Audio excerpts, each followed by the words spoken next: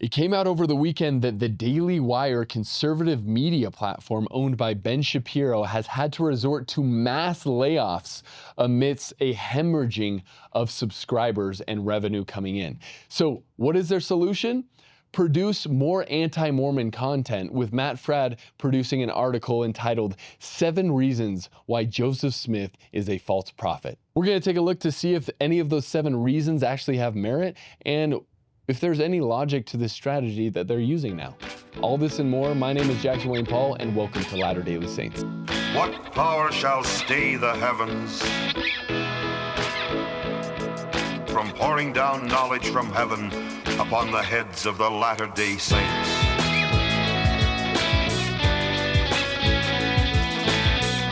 Ladies and gentlemen, welcome back to Latter Daily Saints, or welcome for the first time. What we've got going on here in this corner of the internet is a news and pop culture commentary show made by Latter-day Saints for Latter-day Saints, although all are welcome. Visitors welcome, aren't they? Yes, I'm welcome here, so you are too. Exactly. And so we have a growing Catholic and evangelical audience, okay? Throw a W in the chat if you're one of those. But basically, we just love to take a look at things happening around the world and specifically in the Latter-day Saint community and run our mouths on the internet about it. This episode today is dedicated to Jake Infanger. You know who you are. God bless you, and the whole Infanger family, okay?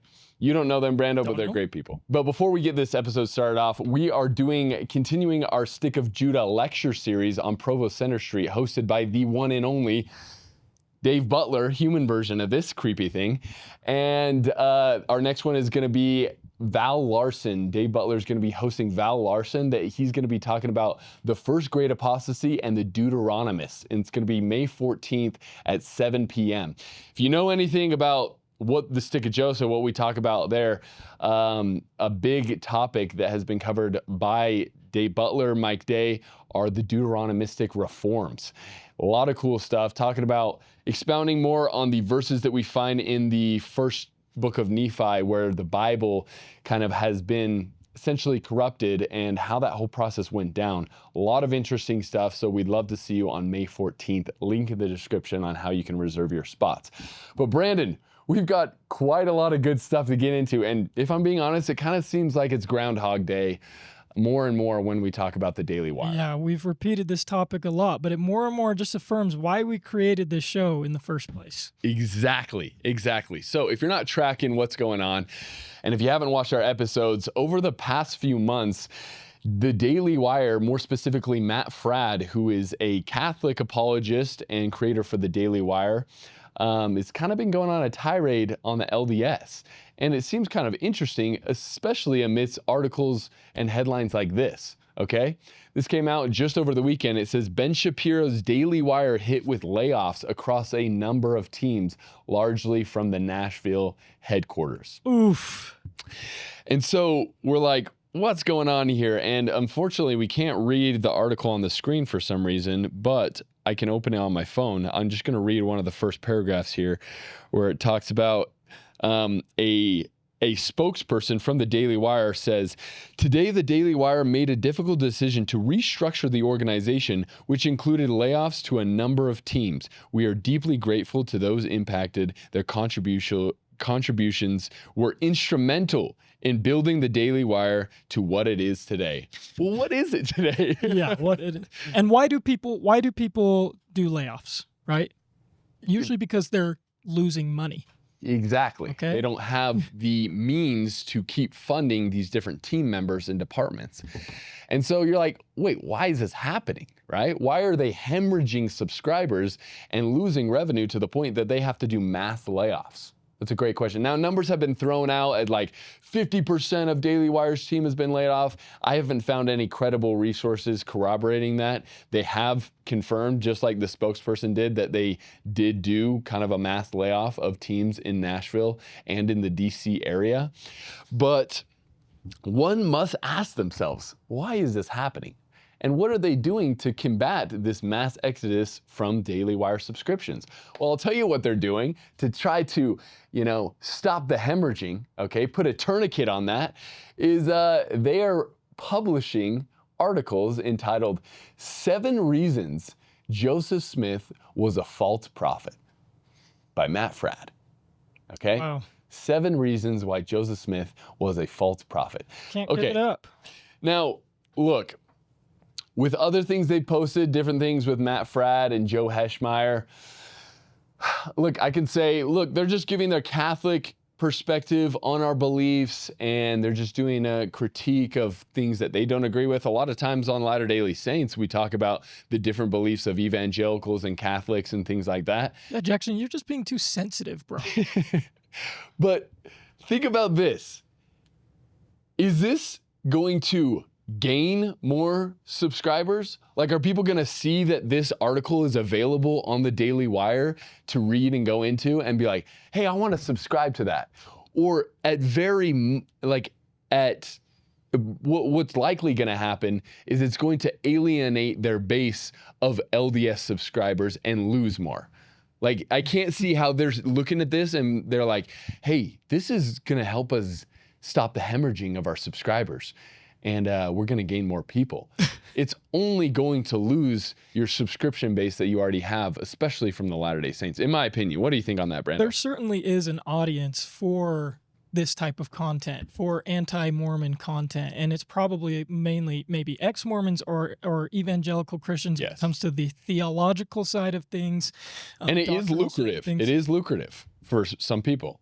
John Dehlin raking in, he told us that he makes $20,000 a month off of his efforts. Yeah, for sure. But to your point, I just don't think that it's going to appeal to people to want to subscribe and give money to that, even that audience, just for that kind of content. If they're subscribing, it's for other things that Daily Wire has to offer, but I don't think it's helping them gain subscribers. It's actually really damaging them, making them lose subscribers, which Latter-day Saints are a large part of their subscribers, I bet, because we lean more conservative, and Daily Wire appeals to a lot of our values. Yeah. And so it's really just a bad strategy. Exactly. And what I'm thinking here is that, yeah, it can be very lucrative, but not in conservative circles, I don't think. Yeah, you have a lot of evangelicals and Catholics that don't like the Latter-day Saints, but I don't think that you're going to find that gold mine that John Dehlin has or Alyssa Grenfeld on a conservative platform posting anti-Mormon content. You know what I'm saying? Yeah, yeah. And so just off the top, confusing that they're continuing this route, okay, in such a blatant way as well. 7 reasons Joseph Smith was a false prophet. And we're going to go through each of these 7 reasons and see if they're actually good reasons here in a second. But then the reaction from other creators of the Daily Wire, like Andrew Klavan, this was a very interesting tweet that I saw. While my friend Real Matt Fradd has been criticizing the LDS Church, and Mormons and fake Mormons have been expressing outrage and fake outrage, I went to see the Book of Mormon by the South Park guys. Here's my reaction essay at the New Jerusalem Substack. Okay, so let's click on it. And essentially, reading through this, first off, he starts off, recently my friend and colleague Matt Fradd, yet another one of those pernicious papist podcasters. Andrew Klavan is Jewish, and he's saying pernicious papists as someone that believes in the papacy. That's a Catholic. He says, at the perfidious, I don't even know what that word is, to be honest, Daily Wire went on a rant against the Church of Jesus Christ of Latter-day Saints, something about Mormon founder Joseph Smith being a false prophet. I don't really know. I didn't hear it myself. Then why are we commenting on it, brother? Yeah, why are you commenting on it? And then nonchalant attitude. He basically goes through, we can link it in the description, but he's like, Mormons just need to laugh. They need to be less sensitive, okay? They need to laugh at our jokes against them. And it's like, okay, I can understand that. Like, I'm pretty lighthearted. I'm not one to just play the victim card all the time. But at a certain point, once you've posted now 3 specific anti-Mormon pieces of content on your platform, how am I, if you're wanting people to subscribe, especially Latter-day Saint conservatives, why in the world would I give you money that then that money goes to fund a man that writes an article that is entitled 7 Reasons Why Joseph Smith is a False Prophet? Help me understand how I should feel good about that as a member of the Church of Jesus Christ of Latter-day Saints. help me understand. Like, I might laugh at myself sometimes, but I'm not going to pay for your jokes, yeah. It's not funny. It's not funny to me because they're not jokes, right? What is the joke? They're hit pieces. They're slander about our church. They are directly attacking our beliefs. And I don't see what's, there to be sensitive about. The South Park thing, whatever, that's funny. The Book of Mormon, it's gross, but the Book of Mormon play, not the Book of Mormon, the play. It's gross, but it's we can laugh at ourselves. It's when you do hit pieces that it's like, I'm not going to pay for this. Like, it's just, we're not worth my time. Yeah. And so his point, like, it makes no sense. It makes no sense and it's not applicable. But obviously he wouldn't know because he admitted in the first paragraph that, hey, I don't know why people are outraged. I didn't even bother to read. But here's why you shouldn't be outraged. And you should laugh. Incoherent. Okay. So let's go into the joke. Let's see this comedic expose of our beliefs, right? So it's entitled 7 Reasons Joseph Smith Was a False Prophet, okay? It says, whether it's his failed prophecies, shifting doctrines, or contradictions in his story, the evidence is compelling. Okay. Off to a And great then start. it says, this piece is adapted from the latest episode of Matt Fradd All Access. You can watch the full episode here. When I click that, then it's like, hey, pay $249 for a yearly membership to watch this piece of anti-Mormon content. And I reluctantly didn't subscribe. Got a couple other subscriptions that I have right now, but maybe. But he's like, this is a controversial topic, so let's dive right in. Joseph Smith, the founder of Mormonism, was a false prophet. Boom. There we go. That's hilarious. Oh my gosh. Wow. Okay, man. Just a banger right off the bat. Mic drop. Show's over. Brando, you're crazy, bro. So just like Andrew Clavin said, we need to laugh at these funny jokes, okay? It says a couple of disclaimers. Okay, let's see. Right off the bat. Entire books have been written on this subject, and so we're only going to scratch the surface. And to my Mormon friends, I understand that some of this may be difficult to hear. And I just want you to know that this isn't meant to be some kind of attack. I love you guys, but we have to get to the truth. I encourage you to hear what I have to say, look into it for yourself, and let me know what you think. All right, let's see. Reason number 1 why Joseph Smith is a false prophet, which we already learned from the very outset, that's the conclusion, but let's see. It says false prophecies that didn't come true. So insinuating that Joseph Smith gave a false prophecy and then later it didn't come true. Well, let's see what that false prophecy was. He said, let's start with one of the easiest ways to test a prophet. Are their prophecies actually true? Deuteronomy 18:20 through 22 lays it out clearly. If a prophet says, if what a prophet says doesn't come true, then they're not speaking for God. Joseph Smith gave numerous revelations that are flat out false. For example, in 1842, Joseph Smith published a supposedly prophetic translation of real Egyptian documents he owned, which he called the Book of Abraham. He claimed as a prophet to translate specific Egyptian writings and drawings and to know their meaning. Important to note, at the time scholars couldn't translate Egyptian, but now they can, and we know that his translations are simply wrong. In one drawing, Smith claimed one figure was King Pharaoh, whose name is given in the characters above his head, but it turns out this figure is the goddess Isis, and the characters above the head read Isis the Great, the god's mother. He falsely claims the god Osiris is Abraham and that the god Anubis is a slave. A prophet's words have to match reality, and in Smith's case, they just don't. He's claiming that the Book of Abraham is false, like many people have done in the past, and there's been a lot of good scholarship that's been done on this, namely by guys like Stephen Smoot, and then this one guy, his name escapes me right now, but we're gonna link in the description. If you look in the description, you'll have 1 through 7, and each of these things that he puts out, reasons why Joseph Smith was a false prophet, we're gonna give you a very good resource that you can go to and realize the point that he gives is kind of meh, doesn't hold really a lot of water at all. And so there's a great interview that the guys over at All Those in Favor did with an Egyptologist talking about the Book of Abraham and the insane truths that are in there that there's no possible way that Joseph could have known that have since been vindicated, okay? So this is a lot more, there's a lot more to the story of the Book of Abraham, but I encourage you to go check out that source because it was pretty eye-opening to see what the truth is and how the false narratives get painted about the Book of Abraham to show that Joseph Smith was a false prophet, okay? So, and also don't really know how that is a prophecy being given and then not being fulfilled.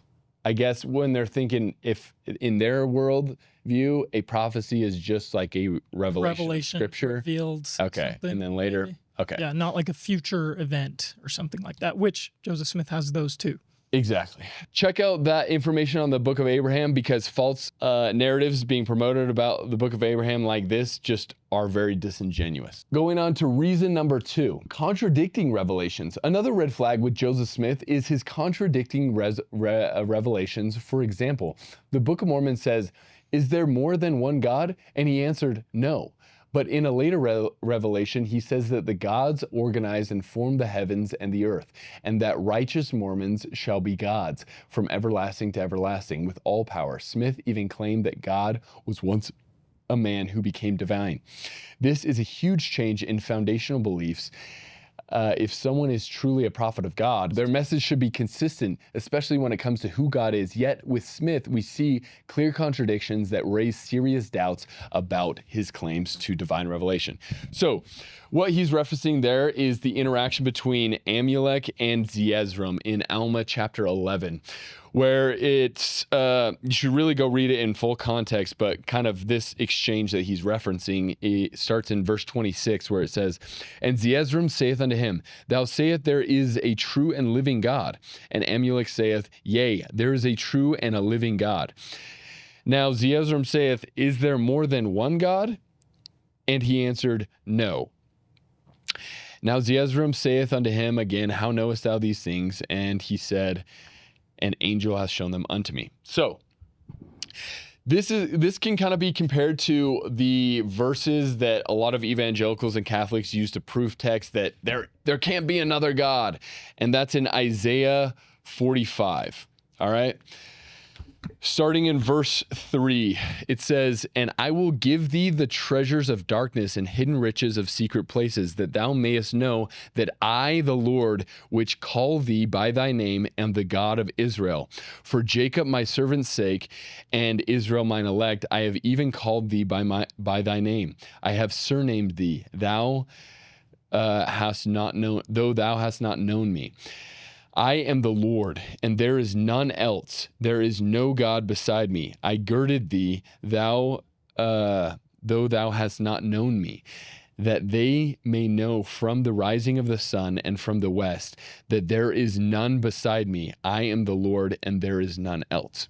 So what you have is a people here that we see that the children of Israel and all the Israelites struggled to worship the one true God with Baal, golden calves. They really struggled. And so what Isaiah is portraying here is that there is no other God of Israel. What Amulek is saying to Zeezrom, there is no other God that you should worship except for your God. It's like a kid, me going to my brother and being like, Dad, our dad is Brian Paul. He is our dad. And then Hayden's like, well, is there any other dad that we have? And I'm like, no, Brian Paul is just our only dad. And so you have in context here that we believe in one God, that we should worship one God, that we come from one God, and that we should only worship that one God. And that is what Isaiah is conveying to the people as well as Amulek to Zeezrom, and what I would be conveying to my brother. No, there may be other dads out there that have other children, but we belong to our one dad, Brian Paul. And so when you understand the context of kind of what's happening here and the conversations being had, no, it's not a contradiction to the further revelation that Joseph Smith gives us, that just like the early Christian fathers believed, we can become like God. Deification, the doctrine of deification. So I have other resources that we're going to link in the second point that he brings up here, but not super strong here, okay? Moving on to reason number 3, the Book of Mormon's historical problems. Now we're getting into the atheist arguments that we love so much, Brandon. We love them. Right? Because the only reason that Matt Fradd has faith in the resurrection of Jesus Christ is because he has seen physical evidence to vindicate his faith. The only reason that he believes that there was an actual exodus from Egypt is because he has seen with his own eyes physical evidence. And that is why he believes, okay? Same with all the miracles that Jesus Christ performed. The only reason he believes that those actually happened is because of the physical evidence that he has seen. Obviously, that was very sarcastic. But he gets into the atheistic arguments about, oh, there's no archaeological evidences, no cities, no artifacts, nothing to vindicate the claims made in the Book of Mormon about the ancient Americas. And so look, we know with the New World that there are a few question marks, but with our recent trip that we did with the Stick of Joseph to the Baja Peninsula, there's a lot of interesting things that raise some eyebrows, okay? And if you actually open up the Book of Mormon narrative and look at the human geography in terms of like the structures that they built and the materials they used to build, it only talks about them using wood or tents to build their houses. It doesn't talk about using stone or anything like that. The only times it talks about them using stone to build things is to build walls. And spoiler alert, down in Baja, there are hundreds of ancient walls made of stone that are heaped up out of the earth. And look, we're going to get into all that. And I'm not saying that definitively the Book of Mormon happened on the Baja Peninsula. I'm just saying that just like places on the Baja Peninsula, there is a lot of evidences that civilizations, big civilizations, lived there with hundreds of roads, ancient roads that are meticulously, like, we're going to show you, they go straight, perfectly straight for hundreds of miles up the Baja Peninsula. It's absolutely insane. And so when it comes to the human geography and what we actually read from the text, it's like, what would we expect to find, right? In terms of structures and things like that. Now, I agree with the quote from Neil A. Maxwell, if you want to pull that up, Brando, from that Saints Unscripted link. It's so good. So it says, ultimately, I agree with Neil A. Maxwell, who wrote, "It is the author's opinion that all the scriptures, including the Book of Mormon, will remain in the realm of faith. Science will not be able to prove or disprove Holy Writ. However, enough plausible evidence will come forth to prevent scoffers from having a field day, but not enough to remove the requirement of faith. Believers must be patient during such unfolding." Dude, that's awesome. It is awesome, especially when with everything we have in First Nephi. With Nahum, with the Valley of Lemuel, with the specific weird mention that they were commanded to only eat raw meat when they were traveling through the desert in First Nephi. And then once you come to find out that later in the expeditions to the South Pole, they figured out that if they don't eat their meat raw, then they're going to die of scurvy because raw meat has a very thin layer of vitamin C that evaporates once you cook it. And so that wasn't discovered until the early 1900s. And with Joseph Smith adding in these little details that make no sense when it comes to the knowledge that was available to him at the time, like, look, I'm happy to be patient during such unfolding, just like Neil A. Maxwell admonishes us to do, because I believe that a lot of things are yet to come forth. But the stuff that already has come forth already puts me in a position where I no longer have the faith to believe that all the genius is on Joseph's shoulders of creating the Book of Mormon out of whole cloth. But that's just me. I totally agree. I love the quote butchered by Tad R. Callister, someone who you know personally, rest in peace. Yeah. He said, if something is a fraud, if something is a fake, it looks worse over time. Mm-hmm. But the Book of Mormon has been vindicated more over time as archaeological evidence has come out more and more supporting its claims supporting the supposed anachronisms that are now not anachronisms in the text. And so it's just like, how can it not be true how can it not be an ancient text if it is looking better and better over time? It's being more and more vindicated. And how could Joseph Smith have guessed that would happen? Because he got lucky. So anyways, Matt Fradd, going to your atheistic argument of show me the physical evidence. Okay, bro. Okay. Show me the physical evidence that Jesus Christ rose from the dead. Show me the physical evidence that he turned water into wine. But anyways, let's go to the next reason. That was reason number 3. Hopefully it gets better from here. Reason number 4. Fabrication and plagiarism. There's also strong evidence that the Book of Mormon simply mirrors Joseph Smith's time and place. Many books at this time and in Smith's area theorize that the American Indians had come from Israel, and Smith lifted entire sections from the King James Bible, even copying translation errors from the King James Version into his ancient text. This isn't the behavior of a divinely inspired prophet. It is the behavior of someone fabricating a religious document. This sounds, sorry to pause, this sounds like ChatGPT wrote this to me. I'm just going to say, there's some evidence for that. I don't know. Matt Fradd, if you want to be in the camp of people that believe that Joseph Smith sat down for about 10 hours every single day for 65 days and dictated from a single stream of consciousness 266,000 words in a perfect streamlined narrative, not contradicting itself once in terms of geography, timelines with multiple flashbacks in history, dozens and dozens of prophecies given and then later fulfilled in the book, not to mention over 300 unique names given in the Book of Mormon that don't have specific letters that don't exist in the Hebrew alphabet. With multiple chiasms, with over 22 different ideas that go in sequence one way and then exactly mirror themselves in the opposite. The whole book of Mosiah is a chiasm, which is so cool. We'll leave a link in the description for that. But if you want to believe that Joseph Smith was able to do that without a single manuscript or notes, be my guest. Be my guest, okay? And when it comes to these errors from the King James text that Joseph Smith included in these quotations from like Isaiah and different things like this that were on the brass plates, Hayden Paul, my brother Hayden Paul, did a phenomenal video breaking down how this holds zero water. I guarantee that he just looked at the CES letter and he's like, oh, that looks like a pretty strong point. Oh, look it, they give a couple examples. Yeah, let me throw this in there as well. But Hayden, in this video that we're going to link in the description under reason number 4 that Matt Fradd gives, absolutely dismantles it and makes it look so silly. Okay? Yeah. I'm going to disagree with Neil A. Maxwell here. I'm going to say I think it takes more faith to be a critic of the Book of Mormon, more faith to not believe in it. After what you just explained, it's undeniable how divine it is. And so, kudos to you for having enough faith to be a non-believer of the Book of Mormon.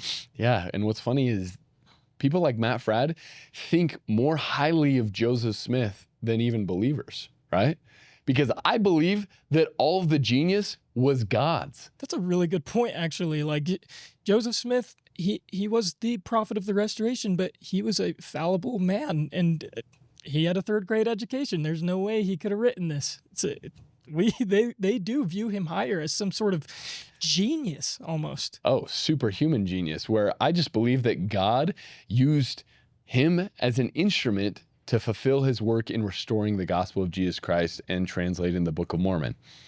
But they put all the genius on Joseph's shoulders. So check out that thing in number 4. So let's see if number 5 is better.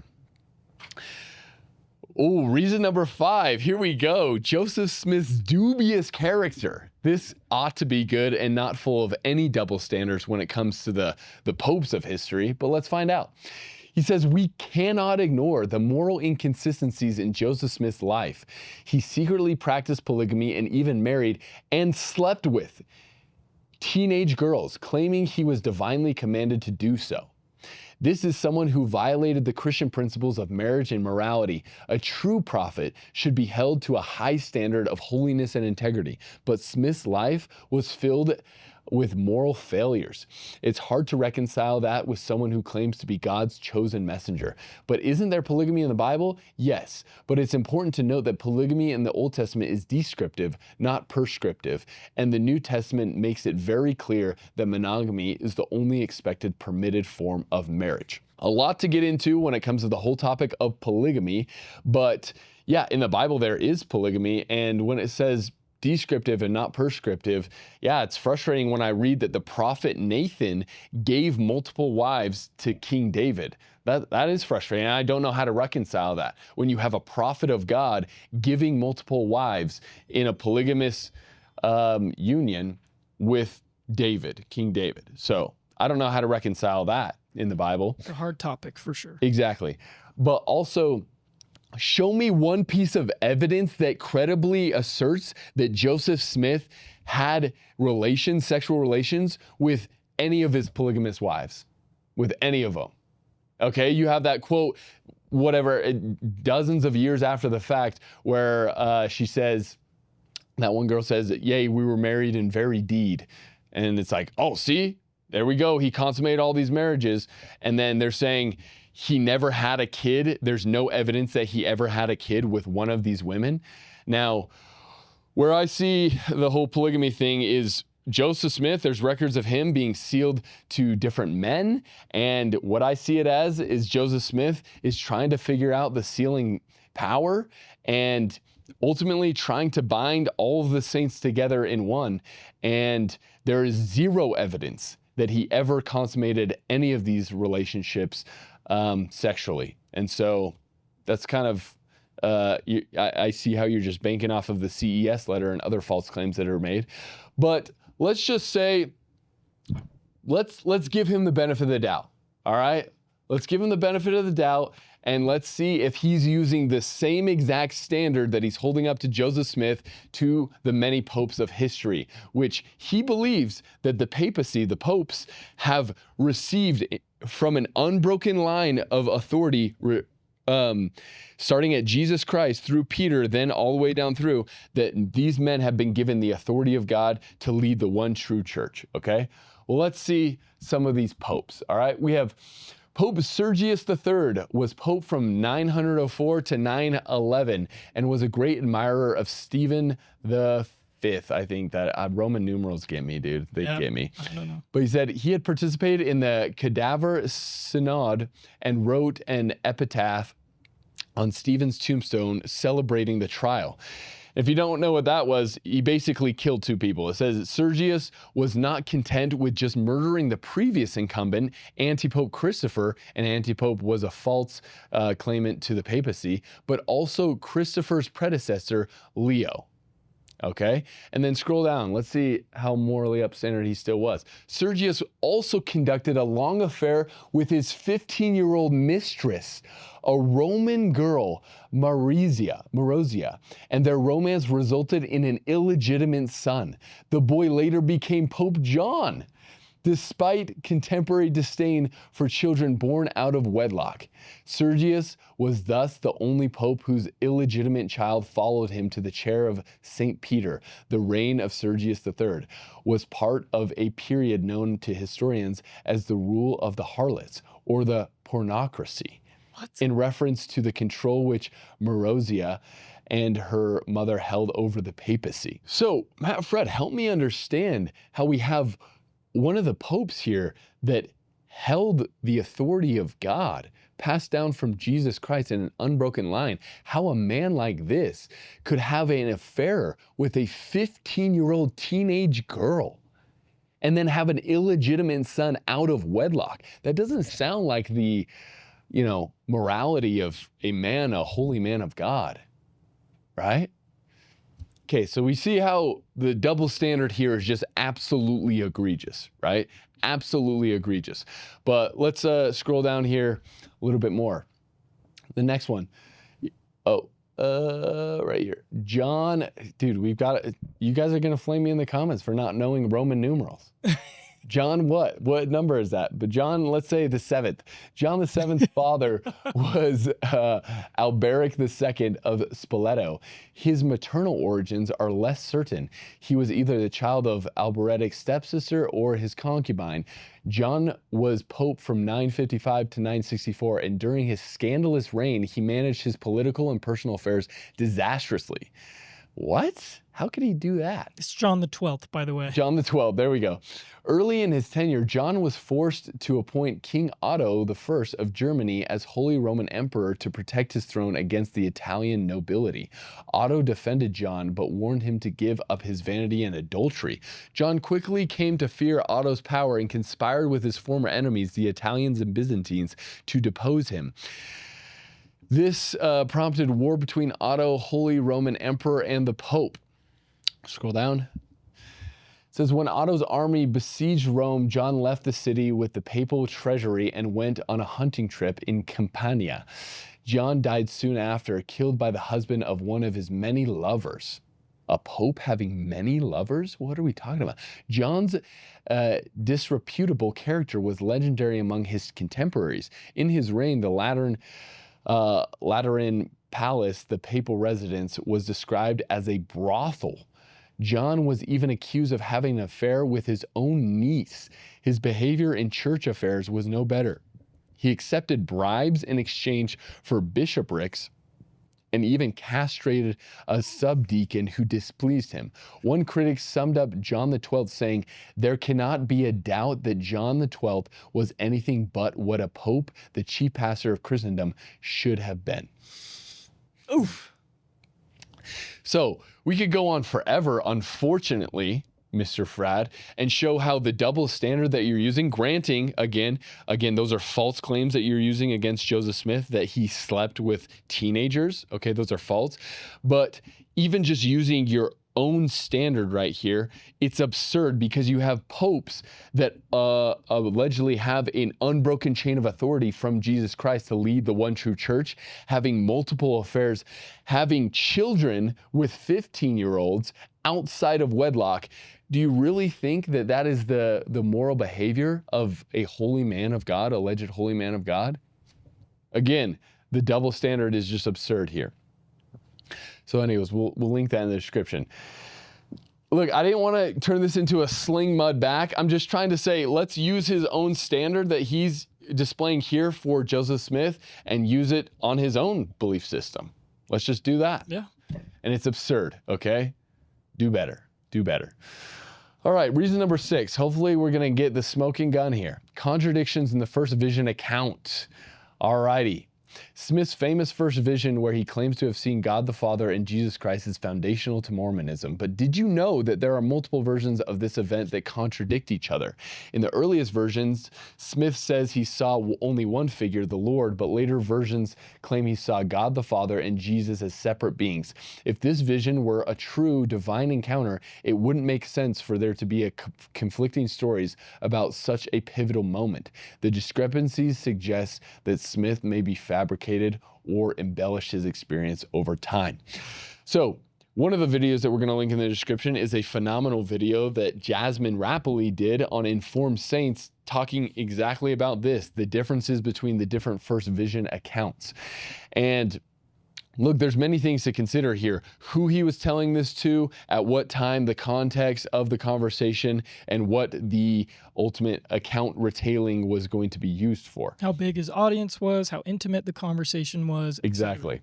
And so if we're talking about if a contradiction then discredits the entire thing, the Bible, we're cooked. The Bible is cooked. Okay? And you're like, oh, Jackson, you're going to bring now atheistic arguments of contradictions in the Bible? It's look, as members of the Church of Jesus Christ of Latter-day Saints, contradictions in the Bible don't really bother me all that much, because one, in the Book of Mormon, it says that it wouldn't be a perfect record. The Book of Mormon itself doesn't even claim to be a perfect record.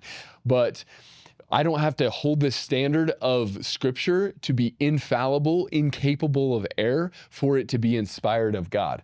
But people like the Catholic Church, where we had a Catholic monk on the stick of Joseph, and he said that scripture is infallible and inerrant and inspired. The 3 I's, okay? And so that's a standard that Matt Fradd himself holds to scripture. Well, we read in just the beginning of Matthew, where it's talking about the lineage of Jesus Christ, and it says in verse 16, and Jacob begat Joseph, the husband of Mary, of whom was born Jesus, who is called Christ. So, from that scripture, Jacob begat Joseph, the husband of Mary, right? Jacob.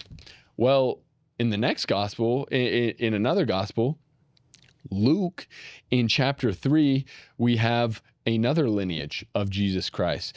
And it says in verse 23, and Jesus himself began to be about 30 years of age, being the son of Joseph, which was the son of Heli. That's a weird way of spelling Jacob. So in one account, we see that Joseph, the father or the husband of Mary, is the son of Heli, and in Matthew says that he's the son of Jacob. And look, if you look it up, Jacob is not another way to say Heli, and Heli is not another way to say Jacob. So we have a discrepancy, a direct contradiction, and using your own standard, Matt Fradd, that would mean that everything in between, we shouldn't believe any of it at all, because it has totally lost credibility having contradicted itself, right? Yep. Right? And then Judas, if you look up, how did Judas die? Did he hang himself, or did he disembowel himself in a field? I don't know, because we have both the accounts in Acts 1:18 and then in John, I believe, or Matthew, wherever it says that he hung himself. Okay? So there's direct contradictions in the biblical narrative. And so are we just to throw this out altogether, or what? Again, watch the video talking about the differences in the first vision accounts to give you more context of how it's not exactly how he's trying to paint it here. But even just using his own proposed standard, Matt Fradd, we're cooked, bro. I'm sorry. I'm sorry.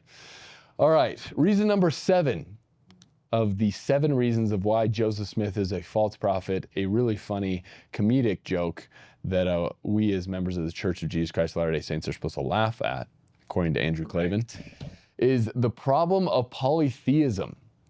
Finally, Joseph Smith taught that God was once a man who became God, that humans can become gods in the same way, and that there are many gods in existence.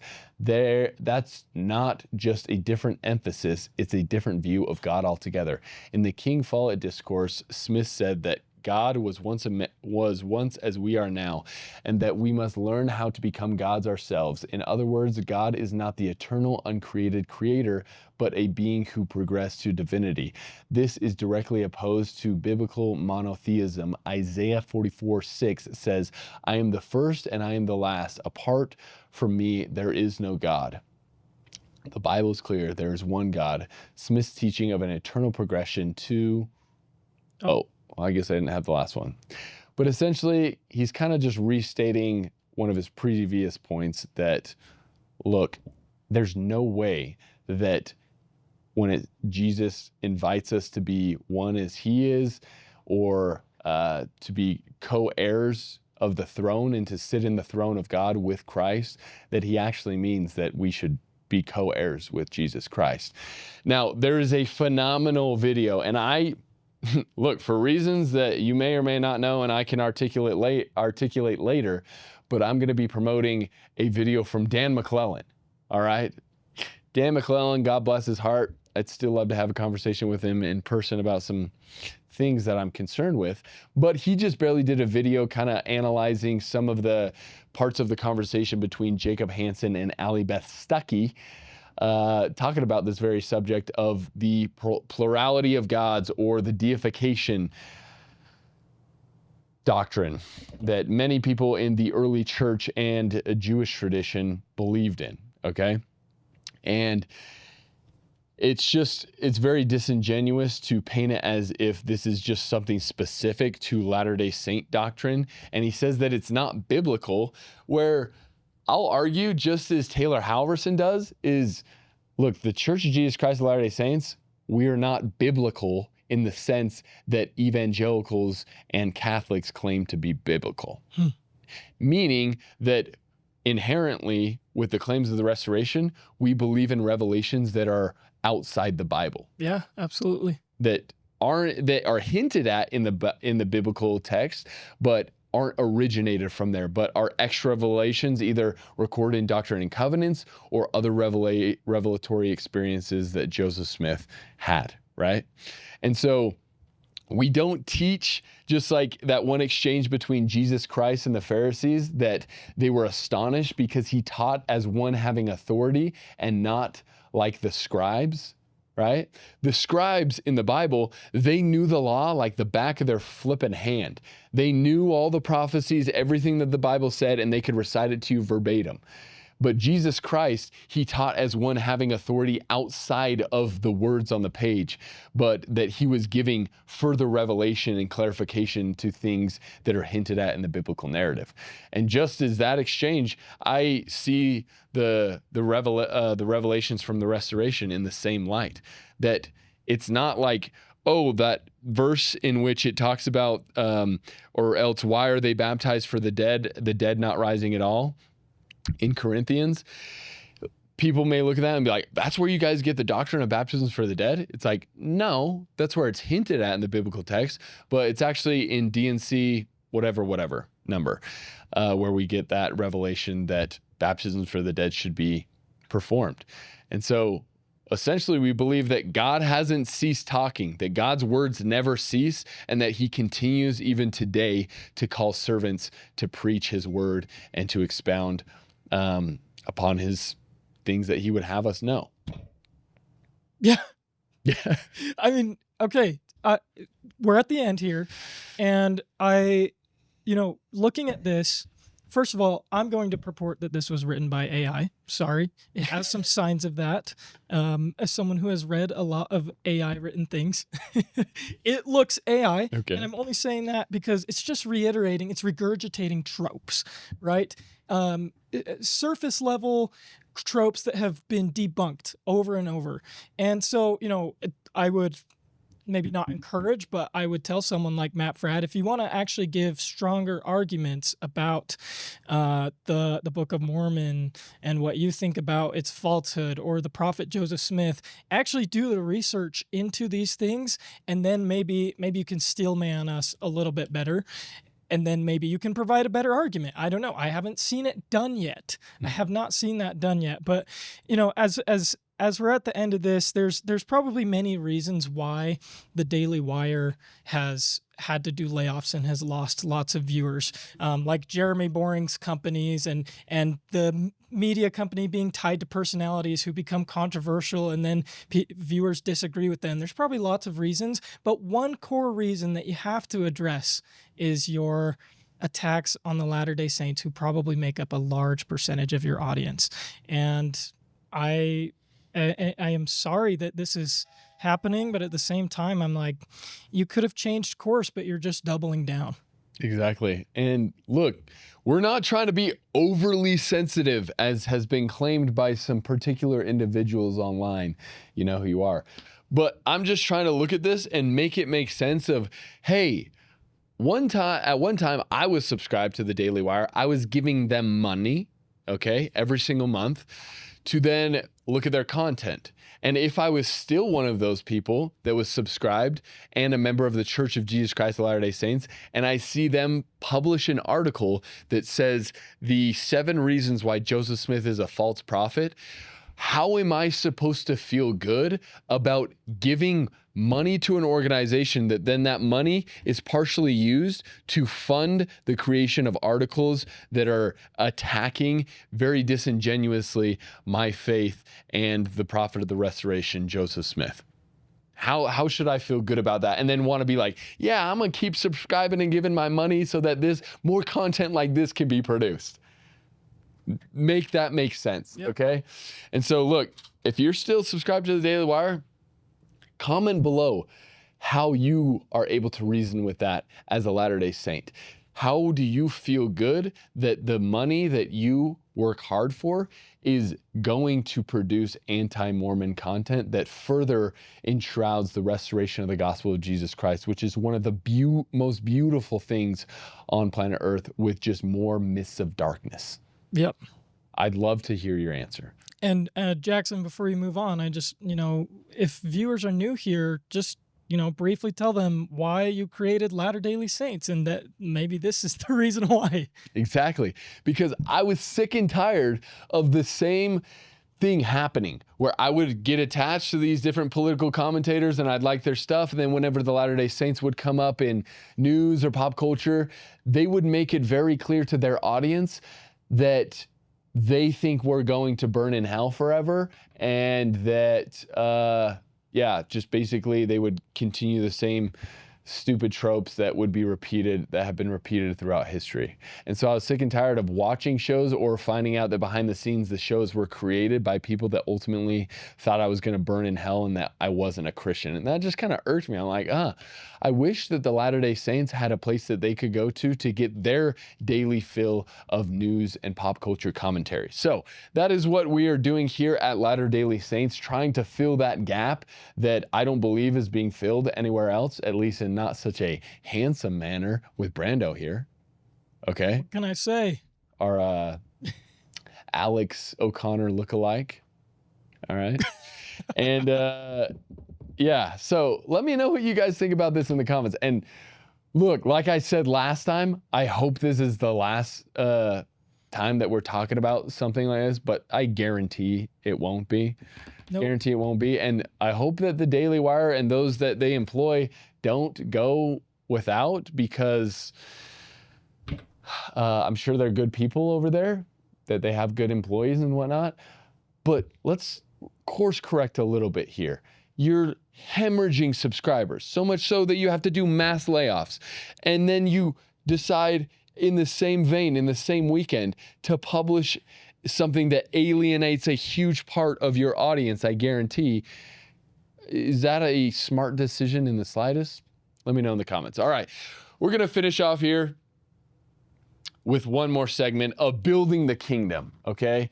And we should have talked about this a long time ago, but I kind of wanted to go and experience it for myself so that I could have a better perspective on what this actually entails. But Brando, if you want to click on that link that I sent you, there is a new visitor center at the Salt Lake Temple, and I had the opportunity to go there on Friday. And let me just tell you, this is one of the greatest things ever, okay? Really? It was Why? Amazing. I'll tell you why.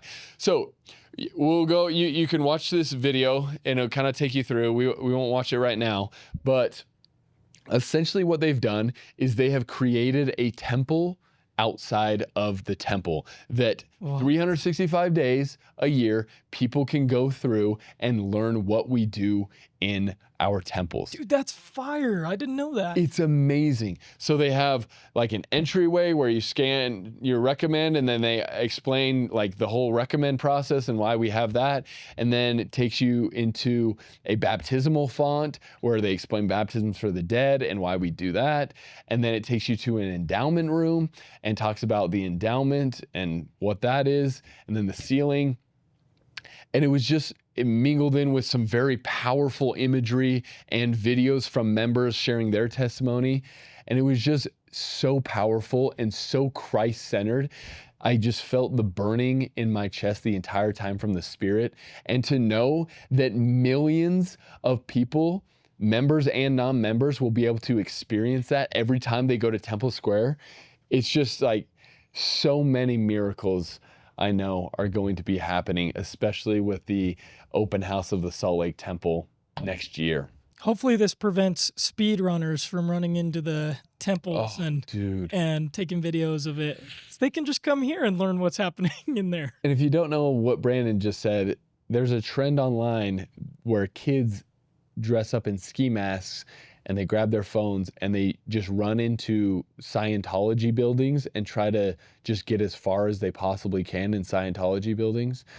And there's some rumblings online that groups are going to start doing that at Latter-day Saint temples. And I pray, I pray that that doesn't happen. Yeah, I say it kind of lightheartedly, but that would actually be terrible. Would be Those poor awful. temple workers. Yeah, exactly. And so, anyways, I had such a positive spiritual experience. And then, Brando, if you want to pull the picture of that statue up, they have this in here. And I think the title of it is Come Unto Me. And this is carved by a man whose name also escapes me. Forgive my poor memory. But this piece of marble was quarried from the same marble quarry, that the marble that was used from Michelangelo to carve the statue David came from. No way. Yes. And this man, okay, if you zoom in on the detail, he spent 2 years carving this. Wow. Like, to have Is it a big statue? What? Is it a massive statue? Oh, it's massive. Okay. It's massive. It's probably like 1.5 times a regular human, maybe one Dave Butler. Sorry, from the picture it looked small, but it's, it's a big one. It's huge. It's huge. And so the fact that there are Wow. people that talented on earth that can make a piece of stone look like cloth is absolutely insane. Wow. And so, anyways, I would highly recommend taking you, your family, friends, whoever, coworkers down to Temple Square to go through this visitor center, because it was very faith promoting. So without further ado, we'll let you get back to the rest of your day, and hopefully you found some value in this. But there are answers to the many falsely painted narratives that are out there about the prophet Joseph Smith and the doctrines of the restoration. We're going to link them all in the description. We're grateful for your viewership. The OG viewers of Latter-day Saints, did you know there's like a group of like 500 to 1,000 people that watch every single day? That is amazing. We love you guys so much. We love seeing you in the comments. We love seeing you in the live comments too. Yes. We just appreciate you so much. It helps support the channel, keep it growing. And if we want to combat things like the Daily Wire's anti-Mormonism and replace with better Latter-day Saint, pro Latter-day Saint content, please subscribe to this channel, and it will keep getting out there to people like you. Yeah. So anyways, God bless you. We love you greatly. And remember, if you're not looking at the world through a restored gospel lens, you're only getting half the story. God bless you.